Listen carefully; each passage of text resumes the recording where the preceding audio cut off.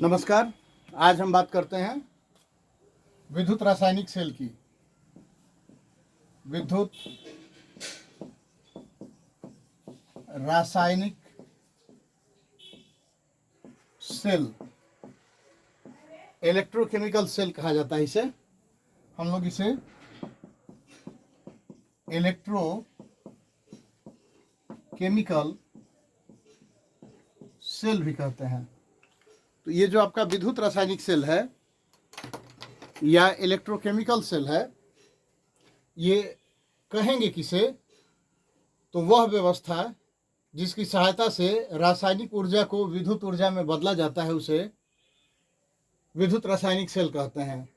वह व्यवस्था जो रासायनिक अभिक्रिया की सहायता से विद्युत धारा उत्पन्न करता है उसे विद्युत रासायनिक सेल कहते हैं। तो विद्युत रासायनिक सेल का दो पार्ट होता है, एक एनोड, दूसरा कैथोड। एनोडिक अभिक्रिया एक पर होती है, दूसरे पर कैथोडिक अभिक्रिया होती है। तो इन दो अर्ध अभिक्रियाओं को, इन दो अर्ध सेल को आपस में जब जोड़ते हैं हम लोग किसी चालक की सहायता से, और एक यू आकार की साल्ट ब्रिज की सहायता से, तब जाके हम लोगों का सेल कंप्लीट होता है।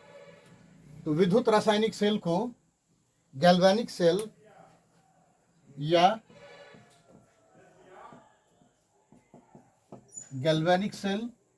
या वोल्टाइक सेल या फिर डेनियल सेल भी कहते हैं। तो इस विद्युत रासायनिक सेल को वोल्टाइक सेल, गैल्वेनिक सेल या डेनियल सेल भी कहा जाता है। अब बात करते हैं कि विद्युत रासायनिक सेल का निर्माण कैसे होता है। तो विद्युत रासायनिक सेल के लिए एक जिंक का छड़ लेते हैं जिसे एनोड, और एक कॉपर का छड़ लेते हैं जिसे कैथोड कहा जाता है। जिंक के छड़ को ZnSO4 के जलीय विलयन में डुबाते हैं और कॉपर के छड़ को कॉपर सल्फेट के जलीय विलयन में डुबाते हैं। तो जिंक का छड़ ZnSO4 में, कॉपर का छड़ CuSO4 विलयन में डुबाया रहता है, और इस जिंक का छड़ में से जिंक धातु विलयन में जाता है, जिस प्रक्रिया में इलेक्ट्रॉन का त्याग होता है। जैसे कैसे, जरा सा देखिए तो कहना क्या है, इसको हम लोग देखते हैं। जिंक जो है सॉलिड अवस्था यानी छड़ में से Zn2+ के रूप में विलयन में जाता है और 2 इलेक्ट्रॉन का त्याग होता है। तो 2 इलेक्ट्रॉन का त्याग होने के कारण यहाँ एनोड पर, जिंक छड़ को चूंकि एनोड मानते हैं, तो यहाँ एनोड पर ऑक्सीकरण होता है, ऑक्सीडेशन ऑन एनोड। और यहाँ इलेक्ट्रॉन रिलीज होने के कारण, इलेक्ट्रॉन की अधिकता के कारण ये होता है नेगेटिवली चार्ज्ड, ऋणावेशित होता है। इलेक्ट्रॉन की अधिकता के कारण ये ऋणावेशित होता है एनोड। इसी तरह अगर विद्युत रासायनिक सेल के कॉपर वाले भाग को देखें, यानी कैथोडिक पार्ट को देखें, तो उसमें विलयन में से Cu2+ 2 इलेक्ट्रॉन प्राप्त करके कॉपर के छड़ पर जमा होता है ठोस के रूप में। तो यहाँ इलेक्ट्रॉन ग्रहण हो रहा है, इसलिए ये हो जाएगा रिडक्शन ऑन कैथोड। और चूंकि यहाँ पे इलेक्ट्रॉन का शॉर्टेज हो जा रहा है, कॉपर इलेक्ट्रॉन को ग्रहण कर ले रहा है, इसलिए ये आपका पॉजिटिव टर्मिनल होता है। ध्यान में रखिएगा, ये धनात्मक भाग होता है, पॉजिटिव टर्मिनल होता है विद्युत रासायनिक सेल का। विद्युत रासायनिक सेल का ये धनात्मक भाग है। इसके बाद बात करते हैं इसके आरेख की, कि इसका आरेख कैसे बनाएंगे, विद्युत रासायनिक सेल का आरेख किस प्रकार बनाएंगे, अब उसकी बात करते हैं। इसके लिए हम लोग 2 अलग अलग पात्र यहाँ ले लेते हैं। एक ही पात्र में बनाया जा सकता था, लेकिन एक सिंपल बीकर लेकर और उसमें जिंक का छड़ लेकर ये हम लोग एक जिंक का छड़ ले लिए और ये हो गया आपका एनोड जिस पर कि नेगेटिव चार्ज है। इसको, इस जिंक के छड़ को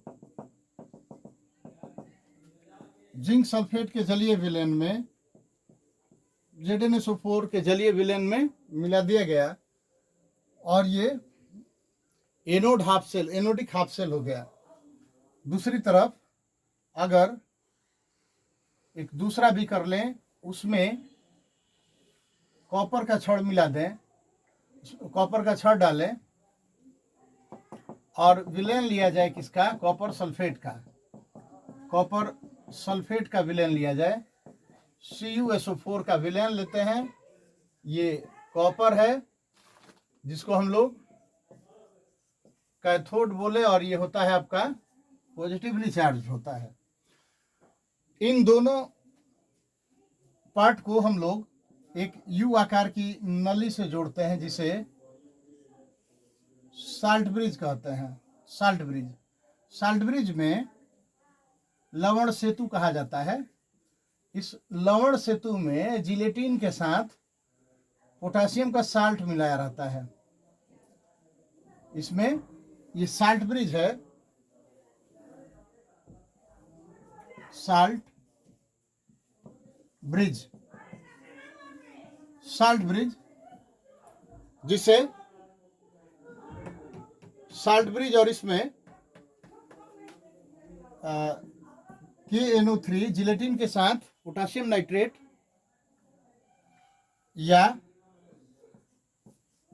KCl या NH4NO3 अमोनियम नाइट्रेट मिलाकर इसे हम लोग बनाते हैं। अब जिलेटिन के साथ पोटासियम का ये KNO3 KCl या अमोनियम नाइट्रेट मिलाकर साल्ट ब्रिज कनेक्ट कर दिया गया। एक चालक तार की सहायता से, मान लेते हैं कि कॉपर की ही तार की सहायता से इनको आपस में जोड़ते हैं। यहाँ कुंजी हो सकता है स्विच, इसे आप बनाएं चाहे न बनाएं कोई विशेष दिक्कत नहीं है।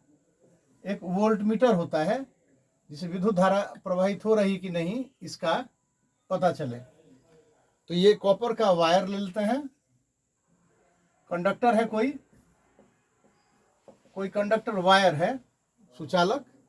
अब आपका इलेक्ट्रॉन जो है जिंक से इलेक्ट्रॉन निकलकर, ये इलेक्ट्रॉन एनोड से निकलकर कैथोड के तरफ जाता है और आप जानते हैं कि विद्युत धारा का प्रवाह इसके उल्टा माना जाता है। यहां से उल्टा माना जाएगा क्या, I यानी इलेक्ट्रिसिटी। तो विद्युत धारा का प्रवाह कैथोड से एनोड के तरफ माना जाएगा, जबकि इलेक्ट्रॉन का प्रवाह एनोड से कैथोड के तरफ हो रहा है। इस तरह स्विच ऑन करने पर एनोड का इलेक्ट्रॉन जाने लगेगा कैथोड के तरफ और वोल्ट मीटर विद्युत धारा का पता बताएगा कि हाँ इससे कंडक्ट हो रहा है इलेक्ट्रिसिटी। और इस तरह ये आपका बना गैल्वेनिक सेल या वोल्टाइक सेल या आप इसको इलेक्ट्रोकेमिकल सेल बोलते हैं, जिससे विद्युत धारा उत्पन्न की जाती है रासायनिक अभिक्रियाओं की सहायता से। इसमें एक और जो खास बात है जिस पर आपको ध्यान रखना चाहिए, एनोड नेगेटिव होता है, कैथोड पॉजिटिव होता है। दूसरी बात, एनोड पर इलेक्ट्रॉन का त्याग हो रहा है, अतः एनोड पर इधर ऑक्सीडेशन होगा, ऑक्सीकरण होगा। कैथोड पर इलेक्ट्रॉन ग्रहण हो रहा है, इसलिए यहां पर रिडक्शन होगा। तो ये ऑक्सीडेशन और रिडक्शन की क्रियाएं यहां संपन्न होगी। तो आपको जो ध्यान में रखना है वो ये कि तब ऑक्सीडेशन हाफ रिएक्शन और रिडक्शन हाफ रिएक्शन हम लोग देखते हैं। इसको आप बना लीजिएगा। बात करते हैं ऑक्सीडेशन हाफ रिएक्शन और रिडक्शन हाफ रिएक्शन की। जब इस सेल से विद्युत धारा प्रवाहित होने लगेगी, रासायनिक अभिक्रिया शुरू हो जाएगा, यानी रेडॉक्स अभिक्रिया होने लगेगा इस विद्युत रासायनिक सेल में, तब ये जो जिंक सॉलिड है Zn2+ में प्लस 2 इलेक्ट्रॉन निकल रहा है, यानी जो ऑक्सीडेशन हो रहा है, इसके कारण जिंक वाला जो छड़ है ना वो पतला होने लगेगा। धीरे धीरे समय के साथ जिंक वाला छड़ पतला होने लगेगा। इसको हम लोग बोलते हैं एनोड, एनोडिक हाफ रिएक्शन, या इसको बोलते हैं आप एनोडिक हाफ रिएक्शन और ऑक्सीडेशन हाफ रिएक्शन, ऑक्सीकरण अर्ध अभिक्रिया हो गया। इसके बाद ये कैथोडिक हाफ रिएक्शन संक्षेप में लिख दे रहा हूं, या फिर इसे हम लोग रिडक्शन हाफ रिएक्शन कहेंगे, रिडक्शन हाफ रिएक्शन कहेंगे। और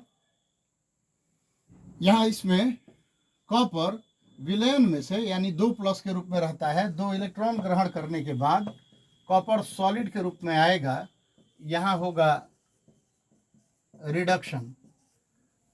इस तरह विद्युत धारा प्रवाहित होगी और हम लोग इलेक्ट्रोकेमिकल सेल व्यवहारिक रूप से